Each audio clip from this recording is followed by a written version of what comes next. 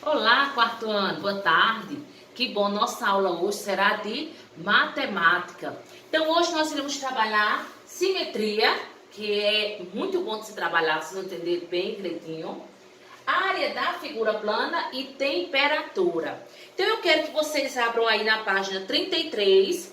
Eu quero que vocês observem alguns quadros, certo? Feito pelo artista Rubem Valentim. Você sabia que muitos pintores usam figuras geométricas em suas obras? Utilizam sim.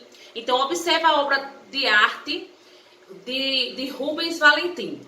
Então, podemos traçar uma linha reta. Quando eu traço uma linha reta nessa tela, de modo a dividi-la em duas partes iguais e que sobreponha. Então, simetria é quando eu pego a figura e parto ela ao meio. Divido ela ao meio. Então, se esse lado for igual a esse, então aí é uma figura simétrica. Então, as cores têm que coincidir também, certo? Então, a linha traçada dividido a imagem ao meio. Se conseguimos dobrar a imagem, certo? Nessa linha em duas partes, iriam se sobrepor, de modo que as formas e as cores coincidam. Então, isso aí quer dizer que é uma imagem simétrica. Então, a linha vermelha, o que eu tracei, é o eixo da simetria. Então, nessa página seguinte, vocês irão observar aí figuras em malhas quadriculadas, certo? Que são figuras simétricas. Se eu repartir no meio, então o lado direito fica igual com o lado esquerdo. Então, na segunda questão aqui da página 35, eu quero que vocês tracem o eixo de simetria na figura a seguir. O eixo de simetria é isso aqui, ó, certo? Você vai partir ao meio, contanto que o lado direito fique igual ao lado esquerdo. Você não pode traçar sem que não seja no meio, não. Tá certo? Dessa forma aqui, não. Essa forma está incorreta. Então, aí você vai fazer com as figuras que está sendo solicitada na malha quadriculada. Tá certo? Esse conteúdo é bem gostoso de se trabalhar. Então, agora, nessa página 37, traça o eixo de simetria nas figuras planas a seguir. Como se chama essa figura? Vocês estão vendo aí que é um círculo. E depois eu quero no material de apoio o círculo, quero que vocês vá lá e recortem um círculo e dobre ao meio para descobrir alguns eixos de simetria. Logo abaixo vocês terão uma malha quadriculada. Eu quero que vocês desenhem, certo? Uma figuras simétricas, as figuras dela. Então ela deu de um lado um desenho aí verde. Você de lado vai desenhar da mesma forma, tá certo? E assim com a letra B também.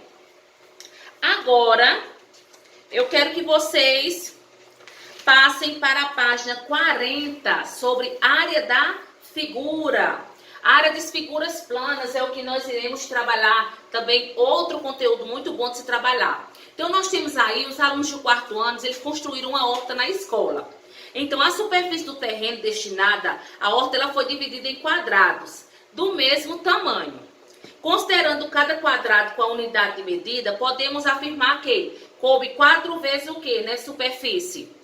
Cobre 4 vezes a área da horta em que as cenouras foram plantadas, igual a 4 quadradinhos. Já no outro, coube 8 vezes nessa superfície, ou seja, a área da horta em que o pés de alface foram plantados é igual a 8 quadradinhos. E no outro, 12 vezes. Nessa superfície, ou seja, a área da horta em que os tomates foram plantados é igual a 12. Se eu somar tudo, vai dar quanto? Vai dar 24 quadradinhos. Agora, na primeira questão, eu tenho o seguinte. Registre na tabela a seguir a área dos polígonos representados na malha quadriculada, considerando o quadradinho como unidade de medida. Então, cada quadradinho desse vale 1. Então, a figura A, você vai contar quantos quadradinhos foi colorido e colocar. Na figura B, quantos quadradinhos foram coloridos e colocar. Na letra C, D e E, certo? Então, vai ter umas perguntinhas aí referente a essas áreas. Então, quais figuras apresentam a maior área? Você vai, pela quantidade que você contou aí de quadradinho, você vai dizer qual é o maior, quais são as maiores. E a menor, qual é a menor área? Quais figuras apresentam formas diferentes e mesma área? Aí vocês vão observar aí na malha quadriculada e responder, tá certo? Viram aí na página 42, também vai ser a mesma forma. Você vai contar, sabendo que cada um quadradinho desse equivale a 1 centímetro. Então, a área de figuras é a quantidade do que ela foi desenhada, de quadradinhos que ela foi desenhada. Temos aí, observa os polígonos representados na malha quadriculada. Sem cortar a quantidade de triângulo na malha quadriculada, estime quais figuras têm maior área. Vendo assim, você vai estimar qual, certo? Se é o hexágono, se é o paralelogramo, se é o triângulo. Aí na letra B, considerando o triângulo como unidade de medida valendo 1, preencha a tabela com o nome das áreas de cada polígono. Aí tem o nome, você vai botar o primeiro, letra A é o hexágono. Na letra B é um paralelogramo ou quadrilátero. E na letra C você tem um triângulo. E aí você vai contar quantos quadradinhos tem e colocar. Certo? Na letra 4, da mesma forma. Tem a figura na malha quadriculada A, B, C, D, E, F, G e H. Você vai contar a quantidade de quadradinhos, sabendo que um quadradinho equivale a 1. E vai colocar o valor. Tá certo? Agora, na letra 4, da mesma forma... Com a malha quadriculada tem as letrinhas A, B, C, tem as figuras. E você vai contar quantos quadradinhos tem e colocar e preencher no quadro abaixo. Tá certo? Isso aqui tá bem simples, pessoal. Agora presta atenção. Vamos agora para a página 46, temperatura. Então a gente sabe que a temperatura é a medida utilizada para saber se um corpo ou um ambiente está quente ou se ele está frio. Certo? E a unidade de medida é graus Celsius, que é o Czinho, certo? A unidade de medida é graus Celsius, certo? Então, quando a água, ela congela, certo? Quando ela congela, ela atribui o grau a 0 grau. Já quando ela está fervendo, a temperatura da água equivale a 100 graus, certo? Então, preste atenção que eu quero que vocês observem aí, na página 47, termômetro digital para o ambiente. Vocês estão vendo aí, ele é usado para medir a temperatura do ambiente. Logo no outro, nós temos um termômetro de mercúrio para o corpo, usado para medir a temperatura do corpo. E nós temos um termômetro digital para o corpo, é utilizado para a temperatura também do corpo. Então, eu quero explicar para vocês aqui essa atividade agora, a da página 48. Então, observe os termômetros e escreva a temperatura que eles estão marcando. Vocês vão observar aqui os termômetros, ó, e vai ver qual é a temperatura que ele está marcando e marcar em graus Celsius, certo? Que é a unidade de medida da temperatura. Na letra número 2 também, em cada item, eu quero que você pinte agora, certo? O tubo do termômetro para representar a temperatura. Ele está dando a temperatura e você com o tubozinho você vai marcar pintando. Qual foi a temperatura que ele deu? 37,5, 38, 39,5. Você vem no termômetro e marca. Tá certo? Já tem a numeraçãozinha aí, é só marcar.